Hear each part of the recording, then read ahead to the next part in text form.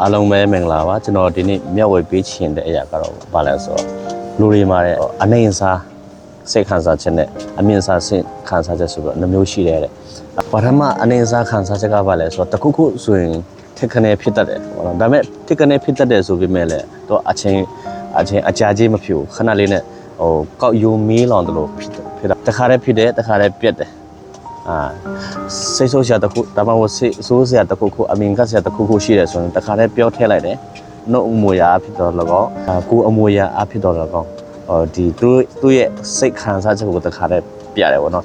မချင်တဲ့အရာတခုခုကြုံတွေ့လာပြီဆိုတော့တခါတည်းပြောထည့်လိုက်တယ်အဲ့လိုဒါကတော့ပထမဆုံးအနေစားခံစားချက်အမြင်စားခံစားချက်ကတော့ဥပမာအပြင်းနေဖြစ်လာတာပေါ့နော်ဥပမာချင်းကြိုက်တယ်ချင်းကြိုက်တော့ရားတယ်ဗောနော်ချင်းကြိုက်တော့ရားတော့ကိုတယ်ကိုတော့ပထမတော့ဘာမှဖြစ်ဘူးဒါပေမဲ့ကိုလိုက်တော့ရားလိုက်တယ်ရားလိုက်တော့ထပ်ကိုလိုက်တယ်ကိုလီရားလေအဲ့လိုဖြစ်လာတော့ဒါနဲ့အဲ့လိုကိုလီရားလေဖြစ်လာတော့နောက်ပိုင်းမှာစိတ်ဆိုးလာတယ်ဥပမာဝမ်းနေစရာတခုခုဖြစ်လာကြုံတွေ့လာတယ်ပထမတော့ဝမ်းမနေဘူးပုံမှန်အတိုင်းပဲခံစားတယ်ဒါပေမဲ့သူအဲ့ဒီဖြစ်တဲ့အရာတခုကိုစဉ်းစားနေတဖြည်းဖြည်းနဲ့ဝမ်းနေလာတယ်ငိုချင်တဲ့စိတ်တော့ဖြစ်လာတယ်ပေါ့နော်အဲ့တော့သူ့ရဲ့ခံစားချက်ကိုဘယ်လိုပြောမလဲအပြင်ကိုထုတ်မပြအောင်သူတယောက်တည်းပဲခံစားနေရတယ်အဲ့တော့ကြိတ်ပြီးခံစားရတယ်ဆိုတော့ပထမအနေစားခံစားချက်ကတော့ပြောထည့်လိုက်တဲ့အတွက်ကြောင့်သူကတော့စိတ်ပေါ်ပါသွားတယ်ဒါပေမဲ့သူပြောလိုက်တဲ့လို့ကြားရတယ်လို့အပြောခံရတယ်လို့တော့ကတော့စိတ်ထိခိုက်ဆရာတခုခုဖြစ်တယ်စိတ်တရားတခုခုရသွားနိုင်တယ်